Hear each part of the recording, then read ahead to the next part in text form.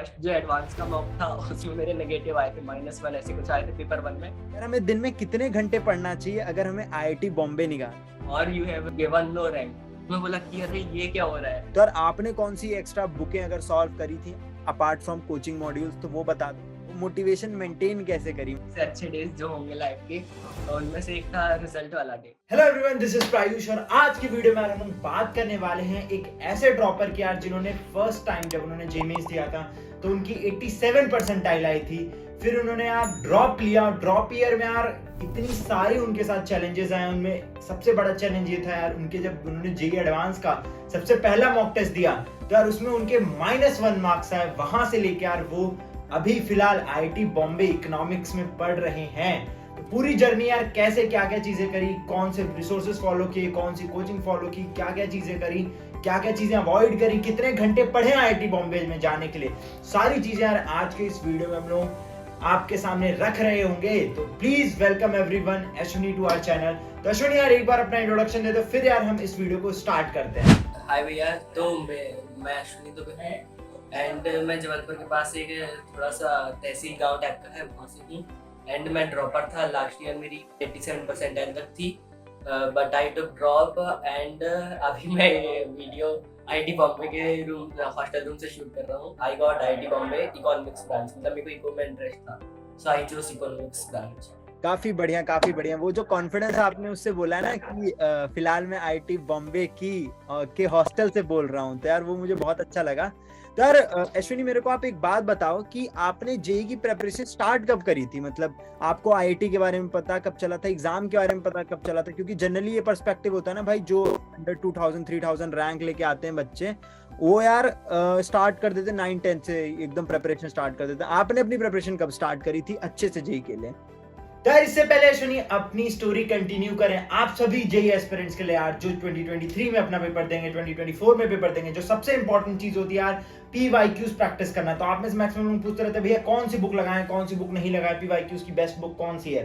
तो यार देखो, अगर हम जेईई मेंस की बात करें तो यार दिशा की जो जेईई मेंस की बुक आती है 120 जेईई मेंस, अभी लेटेस्ट वर्जन आया है ये। इसमें यार 2022 तक के सारे जेईई मेंस के पेपर हैं और मैंने खुद भी यार अपने वक्त दिशा की बुक्स यूज करी थी, पीवाईक्यू बुक यूज करी थी, तो काफी अच्छी होती हैं। You can definitely go for them. इसमें आपको जितने भी जेईई मेंस के ऑफलाइन पेपर ऑनलाइन पेपर हैं वो सारे मिल जाएंगे। टोटल 120 पेपर हैं यहाँ पे, उनके डिटेल सॉल्यूशन आपको मिल रहे होंगे। उसके अलावा द मोस्ट इंपॉर्टेंट थिंग, यहाँ पे आपको chapter wise and topic wise भी सेग्रीगेशन मिल जाएगा, जो कि बहुत ज्यादा हेल्पफुल होता है स्टूडेंट्स के लिए, क्योंकि आप पर्टिकुलर टॉपिक के क्वेश्चन प्रैक्टिस कर पाओगे। तो डेफिनेटली यार अगर आपको जेईई मेंस की पीवाईक्यू बुक चाहिए थी तो you should definitely go for it. इसका कॉम्बो भी आता है, you can go for the combo. मैं लिंक नीचे डिस्क्रिप्शन में डाल दूंगा, आप वहां से जाके परचेस कर सकते हैं। तो चलते हैं यार अब अश्विनी की स्टोरी पर वापस। काफी ज्यादा इंटरेस्टिंग एंड काफी ज्यादा मोटिवेशनल स्टोरी होने वाली है अश्विनी की, तो मेक श्योर एंड तक जरूर देखना।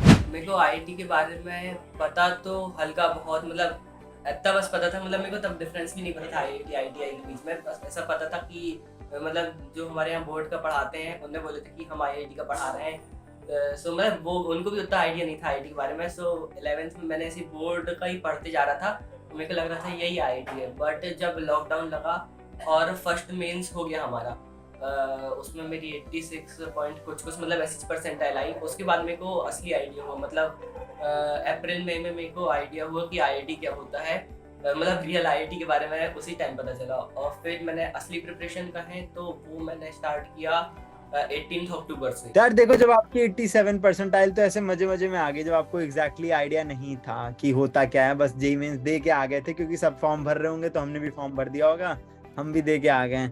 अब यार ड्रॉप करने का मतलब कहाँ से आया कि भाई ड्रॉप करते हैं और प्रिपरेशन करते हैं? सो ड्रॉप लेने का यदि मैं असली बताऊं तो मतलब मुझको ये पता था कि मैं हार्ड वर्किंग हूँ और मैं ज़्यादा डिस्ट्रैक्टेड नहीं हूँ। सो जब मुझको आईआईटी के बारे में पता चला तो मुझको ये समझ में आया था कि मैं आईआईटी इसलिए नहीं निकाल पाया अपने फर्स्ट टाइम में, बिकॉज मुझको आइडिया नहीं था और कोई मुझको गाइड करने वाला नहीं था कि आईआईटी के लिए क्या पढ़ा जाता है, क्या सॉल्व किया जाता है। सो मैं इसलिए भी मुझको वो था कि मैं ड्रॉप लूँ या ना लूँ।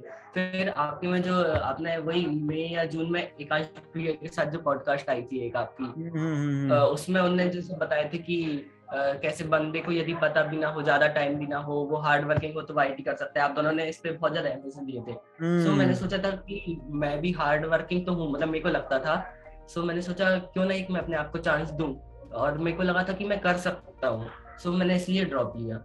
यार एक चीज बहुत इंपॉर्टेंट है, मैंने उस पॉडकास्ट में यही डिस्कस किया था एकांश के साथ कि यार अगर आप हार्ड वर्किंग हो ना, hard work always beats talent. मैंने ऐसे बहुत बच्चे देखे थे जिनका जो टैलेंटेड बहुत थे, है ना, मतलब वो हम लोग क्वेश्चन समझ रहे हैं कि सर ने बोला क्या है, वो लोग आंसर निकाल देते थे क्लास में तब तक जब तक हम क्वेश्चन समझ रहे हैं। बट उन बच्चों की रैंक उतनी अच्छी नहीं आई जितनी शायद एकांश की रैंक आ गई, जितनी मेरी रैंक आ गई। तो ये चीज होता है, मतलब अगर आप कंटिन्यूअसली हार्ड वर्क करते रहते हो तो आप उन स्टूडेंट्स को पीछे छोड़ सकते हो जो ऑलरेडी बहुत टैलेंटेड हैं। तो hard work always beats talent. अच्छा, ड्रॉप ईयर के स्टार्टिंग में यार मोटिवेटेड रहते हैं, हर कोई मोटिवेटेड रहा होगा, आप भी मोटिवेटेड रहोगे, तो बट वो मोटिवेशन मेंटेन कैसे करी, मतलब कि लगातार वही 10-12 घंटे स्टार्टिंग में कितना पढ़ते थे, फिर बाद में कितना पढ़ने लग गए? यार हमें दिन में कितने घंटे पढ़ना चाहिए अगर हमें IIT बॉम्बे निकालना है? जैसे ड्रॉप ईयर का स्टार्ट हो, चाहे मतलब किसी भी चीज का स्टार्ट हो, उसमें बहुत एमक्यू रहता है कि मतलब मैं भी जब ड्रॉप ईयर स्टार्ट किया था तो मैंने सोचा था कि IIT बॉम्बे जाना है। फिर धीरे धीरे जब आगे बढ़ा मैं, तो धीरे धीरे ये हो गया मुझको कि नहीं, IIT बॉम्बे ऐसा से नहीं है भैया, कोई सी भी IIT वो चलेगा। सो मतलब ये बात है कि मोटिवेशन परमानेंट चीज नहीं है, बट अपना जो माइंड सेट है वो परमानेंट है। मोटिवेशन ऊपर नीचे हो सकता है। सो मैं इसलिए मतलब शुरुआत में मैं पढ़ता था करीब वो 11-12 घंटे, और मेरा लास्ट तक एवरेज चलता रहा। मतलब 1-2 दिन यदि ऊपर नीचे हो रहा है तो हो रहा है, बट मेरा एवरेज चलता था कि मैं 10 से 12 घंटे डेली पढ़ता था। और डेली के टास्क यदि पूरे नहीं हो रहे थे, कई बार वो आगे शिफ्ट हो जाता था, और पूरे हो रहे हैं तो वही 8-9 घंटे हो जाता था। तो ऑन एन एवरेज आपको 8 से 10 घंटे पढ़ने पड़ेंगे अगर आप IIT बॉम्बे जैसे कॉलेज में जाना चाहते हैं। ठीक है अश्विनी, अगले क्वेश्चन पे चलते हैं। यार ये जनरली माना जाता है कि अगर आपको अच्छी रैंक चाहिए 2000-3000 जी एडवांस में, तो आपको एक्स्ट्रा मटेरियल भी सॉल्व करना पड़ेगा, एक्स्ट्रा बुकें भी सॉल्व करनी पड़ेंगी। तो यार आपने कौन सी एक्स्ट्रा बुकें अगर सॉल्व करी थी अपार्ट फ्रॉम कोचिंग मॉड्यूल्स, तो वो बता दो।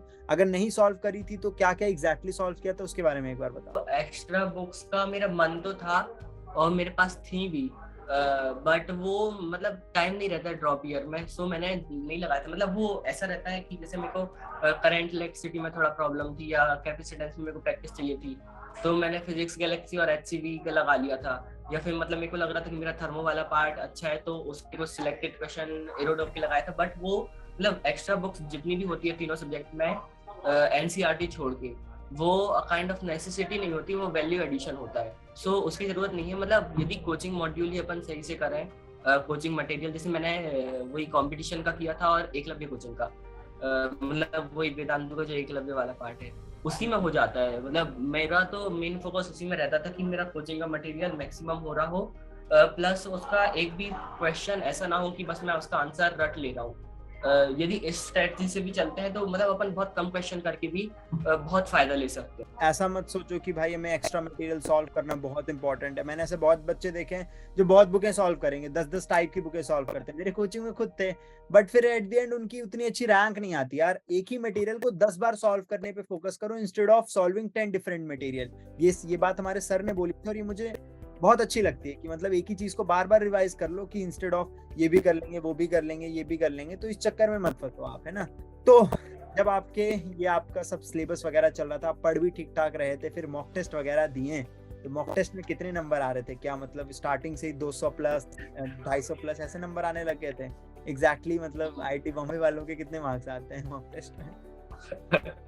मतलब ये सुन के आप हंसोगे, बट मतलब जो मेरे इनिशियल मार्क्स आ रहे थे वो यदि एवरेज कोई बच्चे के आते मतलब मेरे अलावा, तो वो तो प्रिपरेशन छोड़ देता। मतलब इवन मेरे फर्स्ट जो एडवांस का मॉक था उसमें मेरे नेगेटिव आए थे, -1 ऐसे कुछ आए थे पेपर 1 में, तो मैंने पेपर 2 दिया भी नहीं था।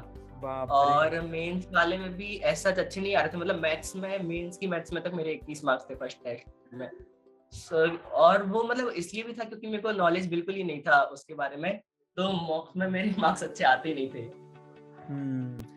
यार देखो बहुत सारे स्टूडेंट यही कहते रहते हैं भैया नहीं हो पा रहा मॉक्स में। यार धीरे धीरे करके इम्प्रूव होती हैं चीजें।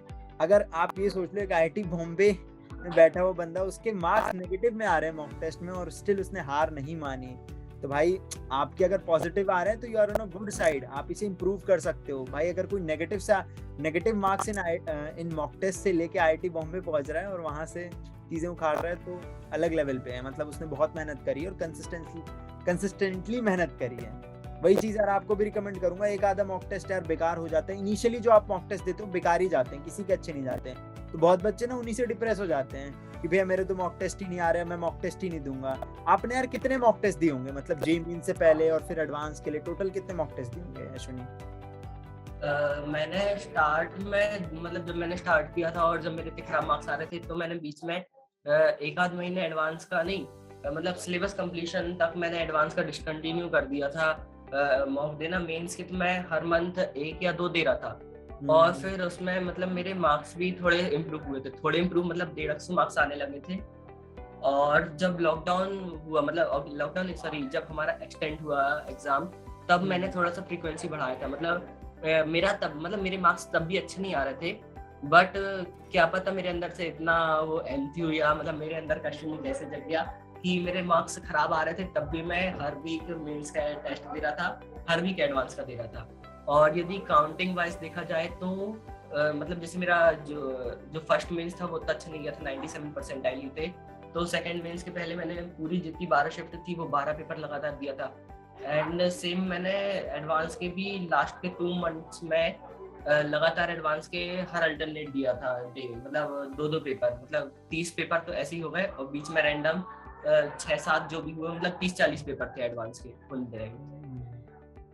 तो काफी सारे मॉक टेस्ट दिए, और मॉक टेस्ट देना इंपॉर्टेंट है यार, भले ही आपके मॉक टेस्ट में नंबर नहीं आ रहे बट मॉक टेस्ट देते रहो, उससे आपका एग्जाम टेम्परामेंट बिल्ड होता है जो कि सबसे ज्यादा इंपॉर्टेंट होता है। मतलब ये पॉइंट आपने आपके एक वीडियो में डाले थे कि मार्क्स कम भी आ रहे हैं तो वो देखो कि अपन कहाँ गलती कर रहे हैं। तो मैंने वही देखता था मैं कि मेरे को ये समझ में आया था कि मेरे नॉलेज में उतना गैप नहीं है जितना मैं परफॉर्म करने में कमी कर रहा हूँ। सो मैं वही वाले वीडियो के बाद मैंने मॉक और फ्रीक्वेंसी बढ़ाया था। सुनिए यार, आपने सारे चैप्टर्स के शॉर्ट नोट्स बनाए थे फिर कुछ ही सिलेक्टिव चैप्टर्स के शॉर्ट नोट्स बनाए थे जो रटने वाले थे? मतलब मैंने फर्स्ट चैप्टर में कोशिश किया था शॉर्ट नोट्स बनाने की, बट मुझको रियलाइज हुआ कि मेरे पास उतना टाइम नहीं है। सो मैं ऐसा करता था कि जो मेन नोट्स है उन्हीं को जब मैं सेकंड टाइम या फर्स्ट टाइम रिवाइज करता था, सो जो मेन पॉइंट थे जिनको अपन शॉर्ट नोट में ऐड करते हैं वो या तो मैं हाईलाइट कर लेता था, नहीं तो बाजू में जो भी स्पेस रहता है वहां पे लिख लेता था। और शॉर्ट नोट्स बस मैंने उन चैप्टर्स के बनाए थे जो रटने वाले चैप्टर हैं या फिर जिनकी मैंने एनसीईआरटी रीड करके नए पॉइंट्स मिले, उनको ऐसा शॉर्ट नोट लिया था। सेम वही चीज यार, मैंने भी ये अपनी वीडियो में बताया कि यार देखो अब टाइम तो सबके पास है नहीं इतना कि आप सबके शॉर्ट नोट्स बनाने बैठ जाओगे, तो एटलीस्ट यार उन चैप्टर्स के आप शॉर्ट नोट जरूर बना लो जो रटने वाले होते हैं, जिनसे डायरेक्ट क्वेश्चन आ जाते हैं। खासकर यार आपकी इनऑर्गेनिक केमिस्ट्री हो गई, फिजिक्स के कुछ चैप्टर हो गए जिसमें से फॉर्मूला बेस्ड क्वेश्चन आ जाते हैं, फिजिक्स के सारे फॉर्मूलाज के भी आप शॉर्ट नोट्स बना सकते हो क्योंकि फिजिक्स से डायरेक्ट फॉर्मूला बेस्ड क्वेश्चन काफी आ जाते हैं मेंस में। ठीक है अश्विनी, आपने ये तो बताया इनिशियली आपके मार्क्स अच्छे नहीं आ रहे थे मॉक टेस्ट में, तो फाइनली यार आपने मॉक टेस्ट में मार्क्स कैसे इंप्रूव किए और फाइनली जे मेंस में और जे एडवांस में आपके मार्क्स अच्छे कैसे हैं, मार्क्स इंप्रूव कैसे करें बेसिकली, ये बताओ आप मेरे को। सबसे जल्दी मार्क्स बढ़ाने का तरीका होता है कि मॉक दो और उसको जितना डीपली एनालिसिस कर सकते हो उसका वो करो। जैसे मतलब मैंने यही कमी किया था मेंस में, तो मेरा मेंस 1 बिगड़ा था कि मैंने मॉक ज्यादा नहीं दिया था और दिया भी था तो उनको एनालाइज नहीं किया था। सो मेरे फर्स्ट मेंस में जैसे 149 मार्क्स अकेले आए थे और उसमें जब मैंने घर आके एनालिसिस किया तो मेरे को पता चला कि मेरे 90 मार्क्स बढ़ सकते थे, 90 मार्क्स, क्योंकि मैंने इतनी सिली मिस्टेक्स किया था, पूरी मेरे मैथ्स बिगाड़ दिया था कैलकुलेशन जल्दी करने के चक्कर में। इनऑर्गेनिक वाले जल्दी से मैं बी आंसर सोच रहा हूँ सी मार्क कर दिया था। सो यही सब एनालिसिस मैंने किया सेकंड मेंस के लिए और उसमें मेरे 205 समथिंग मार्क्स आए। बट इतने मार्क्स इंप्रूव हुए भी तब भी मेरी परसेंटाइल 99 नहीं पहुंच पाई, 98.9 ऐसी कुछ, मतलब 10,000 अराउंड रैंक आई। और एडवांस में मार्क्स इंक्रीज करने के लिए ऐसा है कि मतलब मेरे एडवांस में मार्क्स इंक्रीज नहीं हो रहे थे और एडवांस के 3 दिन पहले तक यही सीन रहा कि मेरे फ्रेंड्स के आते थे बिकॉज़ तो माइनस में आते थे ना, स्टार्टिंग में तो माइनस में आते हैं एडवांस के मार्क्स, फिर कितने तक पहुंचे थे, मतलब कितने मार्क्स आने लग गए थे बाद में? स्टार्टिंग में तो माइनस में थे, बट फिर जब मैंने शीट वीट लगाया था और मैं ऐसा करता था शीट करते टाइम भी कि जो मेरा टेस्ट में क्वेश्चन बिगड़ा है वो टॉपिक को मैं कहीं से रीड कर लेता था।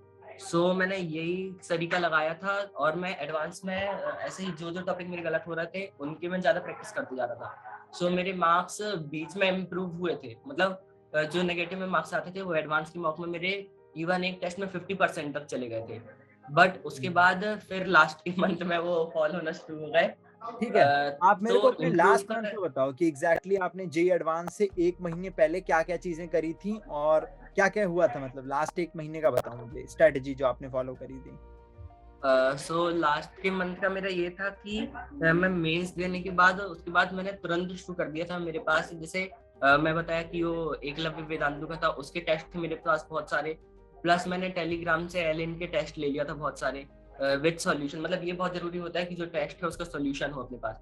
सो मैं अल्टरनेट डे वही टेस्ट देते जा रहा था, और उसमें ये ध्यान रखने का रहता है एडवांस के टेस्ट में कि मार्क्स अच्छे नहीं आते हैं। मतलब मेंस एडवांस का उल्टा है, मेंस सबका अच्छा जाता है, रिजल्ट खराब आता है, एडवांस किसी का अच्छा नहीं जाता, रिजल्ट अच्छा आता है। सो मेरा भी ऐसे ही सेम सीन चल रहा था कि मेरा मेंस मतलब मेरा एडवांस के मॉक में अच्छे स्कोर नहीं आ रहा था, बट मैं कंसिस्टेंटली लगा था, और जो जो पॉइंट में मेरे को प्रॉब्लम जाती थी वो मैं हल्का बहुत नोट से देख के फिर उसके क्वेश्चन लगा लेता था, और ऐसे ही लगा रहा मैं। और लास्ट में बस मेरा सबसे ज्यादा डाउनफॉल वाला कंडीशन तब आई थी जब वेदांतु का एक रैंक प्रिडिक्शन टेस्ट होता है हमारे एकलव्य में, और वो मतलब ऐसा नहीं है कि वो फालतू में कुछ भी रैंक प्रिडिक्ट करते हैं, वो पूरा साइंटिफिक मेथड टाइप का रहता है।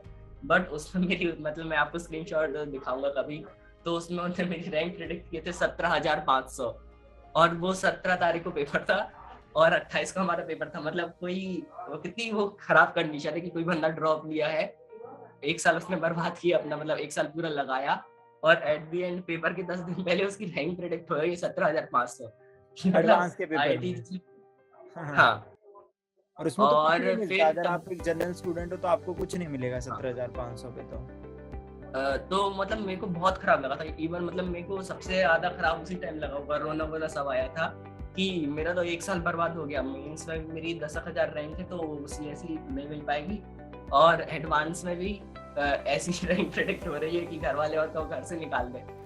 बट फिर मैंने घर में मतलब मेरे घर में सब सपोर्टिंग ही थे, तो कोई ज्यादा टेस्ट का नहीं पूछता था। फिर मैंने टीचर्स को कॉल लगाया, जैसे अपने जो हमारे फिजिक्स वाले सर थे या केमिस्ट्री के डाउट वाली मैम थी रिया मैम, उन सबको मैंने कॉल किया, तो वो एबीजे सर और मैम बोले कि तेरी 17,500 तभी आएगी जब तू ये रैंक को भाव देगा। तू सोच कि ऐसे ही बता दिया मैंने भी रैंक। सो मैंने भी ऐसे ही सोचा कि चलो ऐसी रैंक आई है, और मैं पढ़ाई में जारी रहा, मतलब रिवाइज करना और टेस्ट देना, ठीक है। और इससे मेरे को कम से कम एक फायदा ये रहा कि मेरी एडवांस से एक्सपेक्टेशन कम हो गई थी। सो उससे थोड़ा नर्वसनेस थोड़ी कम हो गई थी, मतलब ज्यादा एक्सपेक्टेशन रहती तो थोड़ी प्रॉब्लम होती। बट मैं एडवांस ऐसे देने गया था कि चलो दे देते हैं, 3 साल 1 साल जितना भी टाइम लगाए हैं उससे थोड़ा सा तो हो जाएंगे। अब यार सब कुछ हो गया फाइनली, वो जो इतने सारे सैक्रिफाइसेस किए थे, सारी चीजें करी थी, सब कुछ खत्म हो गया। अब आप रिजल्ट का वेट कर रहे होगे कि भाई कब आएगा रिजल्ट। तो उससे पहले क्या एक्सपेक्टेशंस थी कि भाई कितनी रैंक आ जाएगी, या फिर कोई एक्सपेक्टेशन ही नहीं रखी थी और सीधा जाके रिजल्ट देखा था?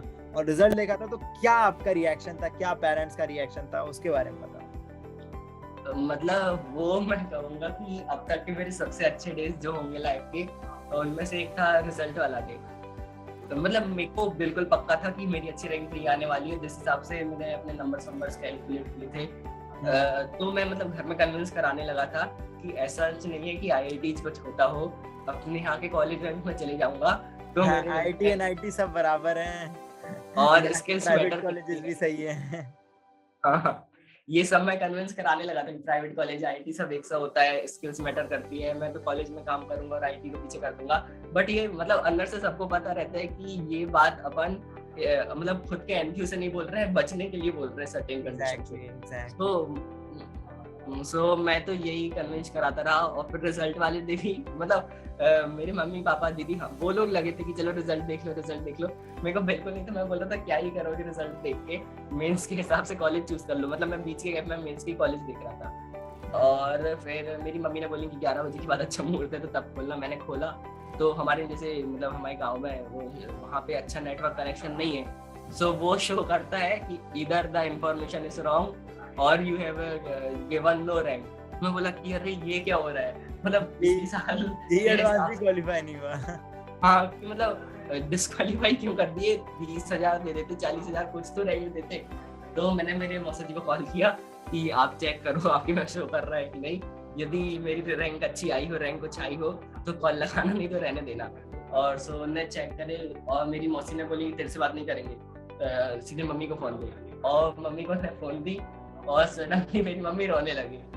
तो मैंने बोला कि क्या हो गया, तो बस वो मम्मी और दीदी ने मेरे को गले लगा लिया, और फिर मौसी ने बोली कि स्क्रीनशॉट भेजी हो, देख कितना खराब किया तूने। और मैंने जब स्क्रीनशॉट देखा तो रैंक इतनी सही थी, मतलब वो कभी मैंने एक्सपेक्ट नहीं किया। जो एक्सपेक्ट करो वो हो जाए तो खुशी होती है, जो एक्सपेक्ट ही नहीं किया वो जाए तो वो तो मतलब काइंड ऑफ स्वर्ग वाली फीलिंग आती है। सो मैं बहुत सेटिस्फाइड था। और प्लस इसमें एक पॉइंट मेन जो ये रहता है कि जब आप अपनी फैमिली की खुशी देखते हो ना, तो ऐसा लगता है कि जितना हार्ड वर्क किया है वो 2-3 बार भी करना पड़े तो कर सकते हो। उस खुशी के सामने इतना सेटिस्फेक्शन कभी नहीं दिखती। एग्जैक्टली यार, मतलब वही है, ये चीज बहुत सबसे one of the most memorable moment आपकी लाइफ का रहेगा जब आपके पेरेंट्स आपका रिजल्ट देखते हैं और फिर उन्हें लगता है कि यार अब तो हमारा बेटा आईआईटी जाएगा, एनआईटी जाएगा, किसी अच्छे कॉलेज जाएगा। तो यार वो वर्थ इट होता है, मतलब ऑनेस्टली बोलता हूँ, वो सारी मेहनत जो आप सेक्रीफाइसेस करते हो, मेहनत करते हो ना, 2 साल 3 साल 1 साल जितने साल भी आप कर रहे हो, everything is worth it then, है ना। जब आपके पेरेंट्स में की आंखों में खुशी के आंसू होते हैं ना, मतलब मेरे को भी आपकी स्टोरी सुन के ना थोड़े थोड़े आंसू से आ गए, मतलब लिटरली यार थोड़े गूज़बम्प्स आ जाते हैं ऐसी स्टोरी सुन के। और फिर उस वक्त तो आप तो अलग ही लेवल पे होगे, वो मैं फील कर पा रहा हूँ, आपके स्टोरी से ही मैं समझ गया। ठीक है यार, तो मिलते हैं, ऐसी और भी पॉडकास्ट आने वाले होंगे, तो प्लीज मेक श्योर यार चैनल को सब्सक्राइब जरूर कर लो, काफी सारी चीजें आप लोगों के लिए आने वाली हैं, बिना सब्सक्राइब किए मत जाना। मिलते हैं किसी और वीडियो में, तब तक के लिए सी या, हैव अ गुड डे।